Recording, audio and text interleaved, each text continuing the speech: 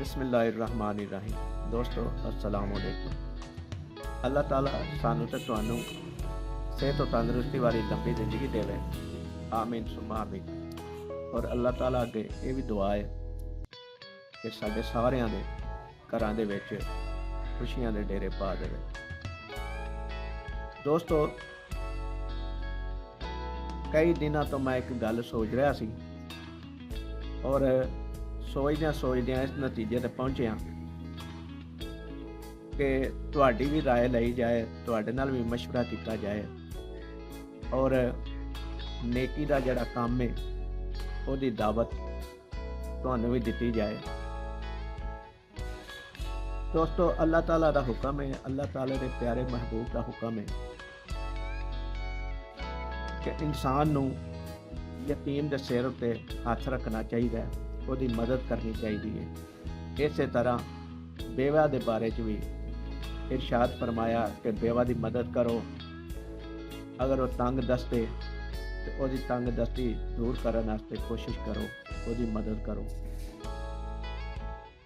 मैं एक ऐसी फैमिली के बारे च जानना वा और ज़ाती तौर पर उन्हां दी बेहतरी वास्ते कोशिश भी करना वा, लेकिन मेरी जिहड़ी कोशिश है उन्हां दीयां ज़रूरतां वास्ते काफ़ी नहीं है, क्योंकि जिहड़ा भी इंसान दुनिया ते आया है दुनियादारी के हिसाब नाल जिंदगी गुजार रहा है ते ओहदियां ज़रूरतां भी दुनियादारी के हिसाब नाल है ने।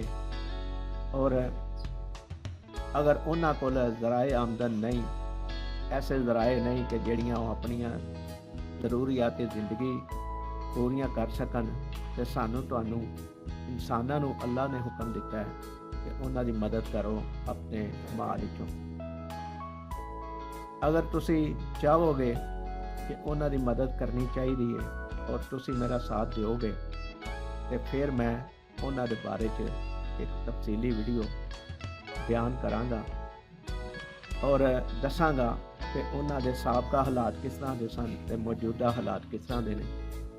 लेकिन तुहाडी राय तो बगैर ये मैं कदम नहीं चुकांगा, क्योंकि तुहाडा अगर साथ होएगा कि उन्हां दी मदद करनी चाहिए, साथ मिल के करिए, तो फिर मैं उन्हां दी जिंदगी के बारे च जिहड़े हालात ने उन्हां दे इस वक्त मौजूदा वो तुहाडे नाल शेयर करांगा।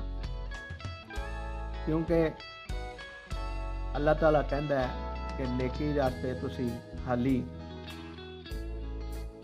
ख्याल ही ज़ाहिर करो कि मैं काम नेकी का करना चाहना तो तुहाडे अमाल विच नेकी लिख कर दी, लेकिन जदों तुसी अमली इकदाम कर लेंदे हो तो उहदा अजर जिहड़ा बनदा है वो भी तुहानू अता किया जाता है।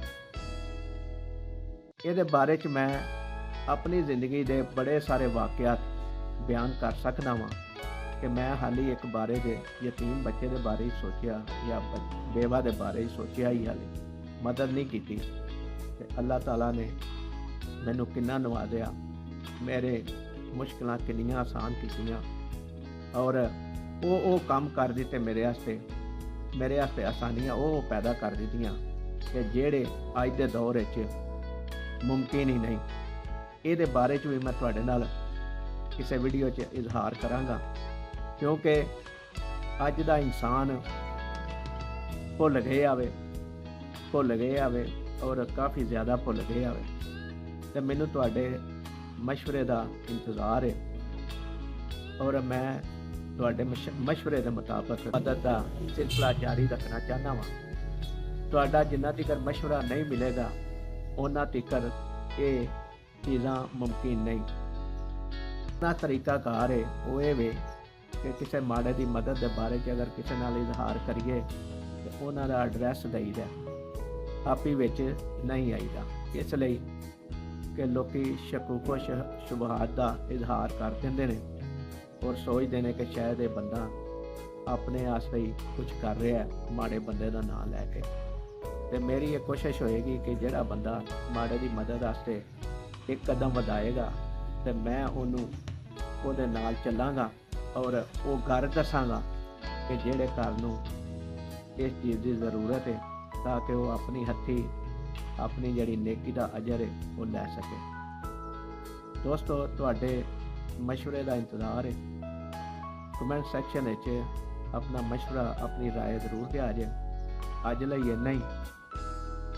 ਅਗਲੀ ਵੀਡੀਓ ਵਾਸਤੇ ਮੈਨੂੰ ਤੁਹਾਡੇ ਫਿਰ ਇੱਕ ਦਫਾ ਮੈਂ ਗੁਜ਼ਾਰਿਸ਼ ਕਰ ਰਿਹਾ ਤੁਹਾਡੇ ਅੱਗੇ ਕਿ ਤੁਹਾਡੇ ਮਸ਼ਵਰੇ ਦਾ ਇੰਤਜ਼ਾਰ ਹੈ ਔਰ ਤੁਹਾਡੀ ਰਾਏ ਦਾ ਵੀ ਇੰਤਜ਼ਾਰ ਹੈ। ਇਸ ਵੀਡੀਓ ਨੂੰ ਲਾਈਕ ਕਰਿਆ ਜੇ, ਸ਼ੇਅਰ ਕਰਿਆ ਜੇ ਔਰ ਚੈਨਲ ਨੂੰ ਸਬਸਕ੍ਰਾਈਬ ਕਰਿਆ ਜੇ, ਤਾਂ ਕਿ ਅਸੀਂ ਜਿਹੜਾ ਇੱਕ ਨੇਕੀ ਦਾ ਅਮਲ ਜਾਰੀ ਰੱਖਣਾ ਚਾਹੁੰਦੇ ਹਾਂ ਤੁਹਾਡੇ ਤਾਮਨ ਦੇ ਨਾਲ, ਉਹ ਜਾਰੀ ਰੱਖ ਸਕੀਏ। ਅੱਲਾ ਨਿਗਹਬਾਨ।